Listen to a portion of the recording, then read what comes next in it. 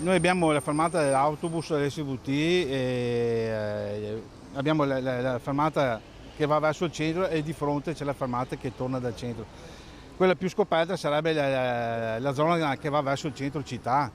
E anni fa sono state fatte anche delle raccolte firme, sono state mandate via anche perché ci sono studenti, ci sono persone anche anziane che prendono l'autobus, soprattutto nel periodo invernale è una cosa, insomma, se piove, anche adesso nel periodo del caldo, insomma, da ripararsi un po'. Quartiere Sant'Agostino, località San Desiderio. In questa zona di estrema periferia, a ridosso della zona industriale ovest del comune di Arcugnano, i residenti sono particolarmente legati ai mezzi pubblici di trasporto che li collegano ai servizi del centro cittadino. Gli abitanti qui si sentono da troppo tempo ignorati anche per aspetti che possono sembrare marginali, ma per chi utilizza regolarmente i bus, la mancanza di un riparo è una vera e propria necessità. E non c'è nessun riparo, quindi le persone che devono attendere per salire sull'autobus sono alle intemperie.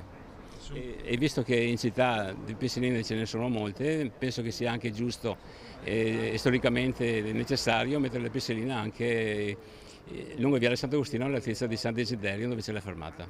Va bene, vogliamo anche la pensilina, speriamo che si faccia anche quella perché è un disagio sempre prendere un tram, cioè, quindi ecco. Anche i poveri studenti, la mattina se piove, sono sempre sotto l'acqua, ci vorrebbe la pensilina.